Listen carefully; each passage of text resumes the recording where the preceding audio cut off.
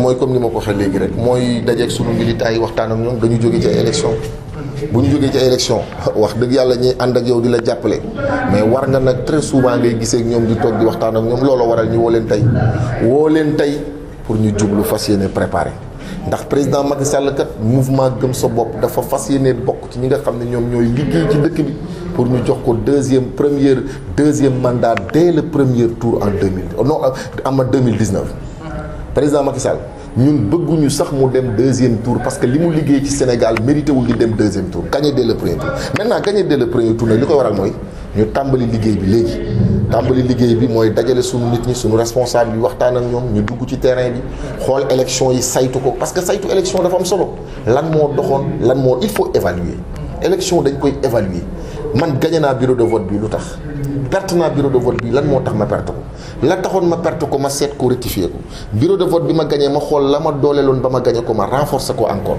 loolu moom mooy suñu pexe looloo tax ñu dajale suñuy militants waxtaan ak ñoom ñaax leen dajeeg ñoom fas yéene bu ñu ci jógee nag dugg ci terrain bi parce que 2019 koy préparer heure bii ngay teel a. ndax da ngeen jàpp ne ñi jiite Benno bi fii si Thiès dañoo naagu wala liggéey. non ñun du jiite Benno bi Thiès wax naa ko léegi Benno bi départemental ministre Augustin Tine moo ko jiite ma wax leen ne le ministre Augustin Tine lu waay bon war a xam ne Augustin Tine ku am ngor la liggéeykat la ku jàppale président de la République Macky Sall Thiès li mu ko jaral département de Thiès jaral ko yaakaar naa ni jaralu ko kenn. Augustin Tine yaakaar naa ni xalaatam yëpp mooy président Macky Sall am ndam te yàlla ngi ko ci may ndam nag mu koy def ci anam mu rafet mais ñun dañu ne loolu mu jiite noonu ak équipe bi mu jiite li muy am solo yëpp bennoo bi dañu gis ne li ñuy toog di tekkaaral dafa bari élection bu jotee ci la bennoo bi di gën a yëngu alors que ñun dañoo wax ni Bennoo Bokk Yaakaar dafa war a toll fu ñu toll di ko dégg parce que tey boo xoolee dañ doon wax Bennoo Bokk Yaakaar communes yi ci département bi ñu créé ay comités électoraux d'accord mais ñun li ñu bëgg mooy bennoo bi di daje di waxtaan de manière périodique fii ci Thiès li ñu bëgg mooy bennoo bi Thiès waaye sentir ne mu ngi am di exister mu bañ a nekk rek en période électorale am nañ yaakaar nag ñoom loolu mu ngi seen xalaat waaye quand même ñun itam dinañ leen lancer un appel wax leen ni ñoom ñu ko war a wootee nañu ko wootee nit ñi di daje di waxtaan parce que liggéey bi ñu bëgg a def fii ci Thiès dafa war a am ndam. Thiès dafa war a am ndam. Maodo Malick Mbaye ak le président Macky Sall seen diggante am na ñoo wax ne dafa ñagas loo ci leeral. lu koy ñagasal lan moo koy ñagasal Maodo Malick Mbaye bi muy ànd ak président de la République Macky Sall bari na tey ñu yor ay ndombay tànk booba ànduñu ak Macky Sall ñun Macky Sall ci Macky 2012 la ñu àndoon ak moom di liggéey ñu xool ko nag Maodo Malick xool ko ba président Macky Sall dal ko mu ànd ceeg moom ànd boobu du musa denc ci àddina boobu Macky faloogul kon bu fekkoon ne dañu toog sax ba tey ñu doog a ànd ak moom ñu ne intérêt wala li mu doon président moo tax ñun ba ñuy ànd ak moom booba nekkagul président de la République kon duñ ko bàyyi parce que woonuñu ko doxewu Macky Sall bëgg na réew mi dem am na ngor am na teraanga te ku ànd ak moom di nga dem kon ñu lan mooy tax lan mooy d'ailleurs le président entre le président de la République et Maodo Malick Mbaye il ne peut y avoir aucun problème parce que Maodo Malick Mbaye c'est un serviteur de l'État moom la Macky Sall la fi yàlla jiital Maodo ànd ceeg moom di liggéey kon wax yooyu nañ ko wàcc di ko def. mais ñuy wax ne dafa jege Idrissa Seck. ban jege Idrissa Seck Maodo Malick Mbaye bu jegewoon Idrissa Seck dina taxaw ñun élection yi weesu rek sunu taxawaay diggante Idrissa Seck ak ñun ku ne gis na ko tey jii waa léegi ñun ñi taxaw fii di woote tey woote réunion ñun ñoo njëkk a woote mobilisation ci Thiès pour préparer 2019 loolu ku ànd ak Idrissa Seck di nga ko def ñi wax ne tey mouvement gëm sa bopp tey la gën a ànd ak le président de la République ñu koy renouveler encore sunu engagement fal ko premier tour mooy sunu pexe loolu ñun kooku amuñu sax ay xel ñaar maintenant Idrissa Seck lan moo taxoon Maodo dem seeti ko Maodo conseil départemental Idrissa Seck di président conseil départemental c'est normal bu ñu demee jouru tabaski comme ni ñu koy defee d'autant plus que le président de la République Macky Sall moo ni woon pour renouer le dialogue avec l'opposition nañu apaiser un peu la tension nañu apaiser la tension bërki démb gis nañ Marième Faye Sall dem fi seeti Ablaye Wade est-ce que Marième Faye Sall dafa dem PDS nit ñi il faut ñuy ràññi xalaatu la dem PDS mais Maodo dafa demoon visite de courtoisie simple mais Idrissa Seck moo la gën a xam ni Maodo Malick Mbaye président Macky Sall la àndal tey moom lay àndal suba moom lay àndal ginnaaw suba maintenant nag ànd bi politique du guerre du guerre politique lan la mooy nga far fa nga war fara far mais du tere bu politique jeexee ñu rafetal diggante yi looloo tax suñu diggante ak Idrissa Seck suñu diggante ak ñeneen ak ñeneen en dehors de la politique bu ñu dajee dinañ saafonte waxtaan. diggante DG ANAMO ak président du conseil de surveillance bi loolu laa la wax ne la c'est institutionnel ñun dañu jàpp rek ne ñun en tout cas ñun ñuy suivre l'actualité c'est normal loolu dara newu ci président conseil de surveillance Macky Sall la ko nommé DG de l'ANAMO Macky Sall la ko nommé ku ci nekk homme de confiance am wóolu ñun de li ñu gëm mooy Maodo Malick bi muy ñëw fii Macky Sall di falu ñaari maison de l'outil la ñu amoon mooy la maison de l'outil de la Solida la maison de l'outil de Touba yépp maison de l'outil conventionnée Abdoulaye Wade ko créé woon Maodo Malick bi mu ñëwee léegi Macky Sall lu toog ci muy mettre corps donner corps à la vision du président de la République ñoo ngi ci 8 maisons de l'outil ba bërki démb la ñu inauguré centre mécatronique de Mbour te 8 maisons de l'outil fonctionnelles plus de presque 5800 jeunes qui sont formés dans les maisons de l'outil ñu dugal leen sur le marché de l'emploi loolu moom mooy l'émergence léegi tey bu ñu tourner encore ñu ñëw centre mécatronique bu Mbour ministre Mamadou Talla moo ko inauguré bërki démb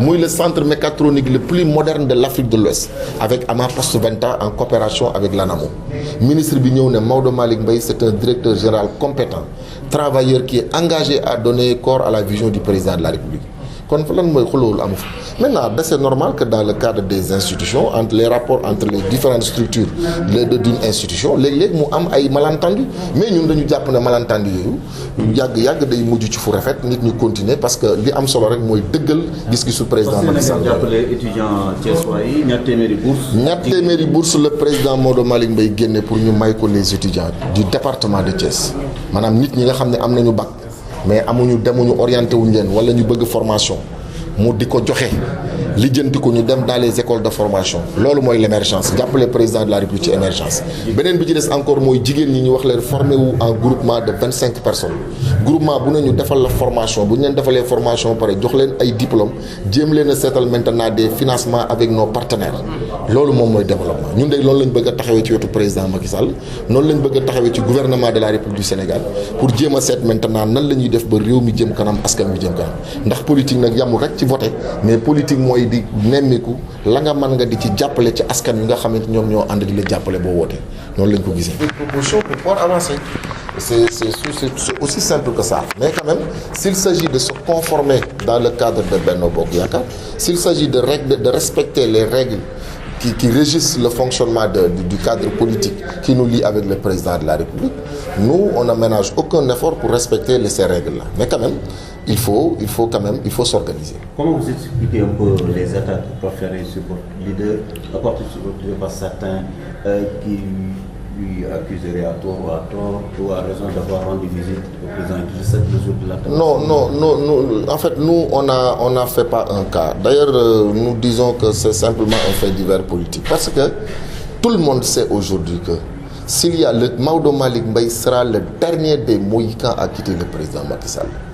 Jamais au plus grand jamais parce que nous sommes convaincus notre cheminement avec le président Macky Sall ne date pas de son accession à la présidence de la République. Lorsque le président Macky Sall a créé son parti politique l'Alliance pour la République pour aller à la conquête des suffrages des Sénégalais, Maodo Malick Mbaye a été presque parmi les premiers à donner son adhésion pour aller avec lui dans le cadre de la coalition Macky 2012. On ne savait pas qu'il allait gagner. C'est pas aujourd'hui qu'on va régner à nos ambitions politiques, jamais de la vie. Nous sommes encore beaucoup plus déterminés à donner au président Macky Sall une victoire éclatante. Et je dis dès le premier tour. D'ailleurs, la réunion d'aujourd'hui le montre. Quelles sont les instances aujourd'hui de Benno Bokk Yaakaar qui s'organisent actuellement dans la ville pour voir des stratégies et dégager des pistes pour réélire le président de la République de manière concrète et formelle? Il n'y en a pas. C'est le mouvement Gëm Sa Bopp qui a pris les devants pour appeler les responsables de tout Thiès à s'organiser, à se réunir, à dégager des stratégies pour donner une victoire au président de la République. Donc, aller rendre visite à Idrissa Seck, mais c'est simplement un acte citoyen. C'est le président du conseil départemental de Thiès. Maodo est un conseiller départemental. C'est simple. C'est un conseiller départemental qui est allé rendre visite au président du conseil départemental, comme tous les conseillers le font dans le cadre de l'institution départementale. Mais s'il s'agit pour nos convictions politiques, nous sommes Macky Sall à 1000%. Et le mouvement Gëm Sa Bopp sera toujours à l'avant-garde pour défendre les intérêts du président de la République et du pays. Ça, on a dit ce qu'on vient de dire. Des bisbilles entre un directeur général et son président de conseil de surveillance. Mais ça entre dans l'ordre normal des choses. On n'en fait pas un cas. Le président du conseil de surveillance, il est nommé par décret, le président de la République. Le directeur général de l'ANAMO, le directeur général, il est nommé par le président de la République. Mais c'est normal que dans le cadre du travail, que des fois, qu'il y ait des positions divergentes. Mais au niveau de l'ANAMO, il n'y a aucun problème. Prenez, lorsqu'on comprenait l'ANAMO, la Direction Générale de l'Agence Nationale de la Maison de l'Outil, avec Abdoulaye Wade, il y avait 2 maisons de l'outil. La maison de l'outil de Touba et la maison de l'outil de la Sodida, qui étaient des maisons de l'outil conventionnelles. Lorsque le président Macky Sall est venu, il a nommé Maodo Malick Mbaye directeur général de l'ANAMO. Aujourd'hui, nous sommes à 8 maisons de l'outil fonctionnelles dans le pays. Pas plus qu'avant-hier. Nous avons inauguré le centre mécatronique de Mbour, qui est le premier centre mécatronique, je dis, de l'Afrique de l'Ouest, et qui a été financé à hauteur de plus de 150 millions, avec AMA Post Venta, qui sont des Espagnols, qui ont lié un partenariat avec l'ANAMO pour développer la mécatronique dans ce pays, le diagnostic et la formation. Le ministre Mamadou Talla, qui est le patron du directeur général de l'ANAMO, parce que c'est le ministre de la formation professionnelle, à qui nous décernons un satisfecit total, mais a dit que le DG de l'ANAMO abat un travail extraordinaire dans le secteur où il est, dans le domaine que le président de la République lui a conféré. Aujourd'hui, ça nous donne entière satisfaction. C'est Mamadou Talla en personne qui est venu inaugurer le centre mécatronique de Mbour, et on va continuer bientôt. Il y aura d'autres structures qui seront inaugurées dans le cadre de l'ANAMO. Où est le problème? Maintenant que des problèmes, des vices de fonctionnement se dressent dans le cadre du fonctionnement, nous disons que c'est juste des choses qui se passent dans le cadre de l'administration et que ça va passer bientôt. De toute façon, arbitrage du chef de l'État. Non, arbitrage, nous ne sommes pas à un degré de conflit qui a envenimé. C'est juste des questions de forme qu'il faut régler. Mais de toute façon, je vous garantis une chose, que ce soit le conseil de surveillance de l'ANAMO, que ce soit la direction générale de l'ANAMO, nous pensons qu'aujourd'hui, la seule préoccupation qui vaille, c'est de satisfaire les préoccupations des populations, les préoccupations des ouvriers, des professionnels qui veulent travailler. Ça, c'est le credo du président de la République.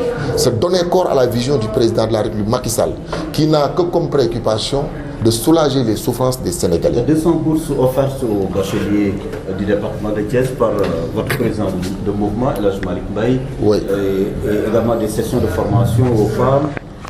Oui, les 200 bourses. Aujourd'hui, vous savez, quand vous voulez travailler la politique politicienne, il faut dépasser ça. Les jours des élections, vous avez besoin des populations. Si les élections passent, vous laissez les populations. C'est pas comme ça. Nous faisons dans la continuité de l'action. Nous sommes au sortir des élections. Ils pouvaient croiser les bras, attendre des jours électoraux pour revenir, non jamais. Le président Malick Mbaye a distribué des bourses de sécurité avec la couverture maladie universelle, plus de 200 bourses à Cité Lamy. Toutes les ASC ont été appuyées par le président Malick Mbaye. Aujourd'hui, il revient encore à la charge pour dire que 200 bourses seront données à des étudiants à Thiès, dans le département. Dans le département de Thiès, Thiès commune comme dans le département, 200 bourses il va offrir aux étudiants. Ensuite, le président Malick Mbaye revient pour dire que les femmes, organisez-vous en groupement de 25 femmes. On va vous faire des sessions de formation. Ensuite, je vais taper au niveau des partenaires pour qu'on vous finance. L'émergence, c'est ça. Voilà ce que le président Macky Sall a besoin aujourd'hui. Mais pas la politique politicienne, les paroles. Il faut aller vers l'action. Les gens doivent... Parce que tout ne doit pas venir de l'État. Mais ceux qui se déclarent aussi leaders politiques aussi doivent essayer de faire des actions quand même. Voilà.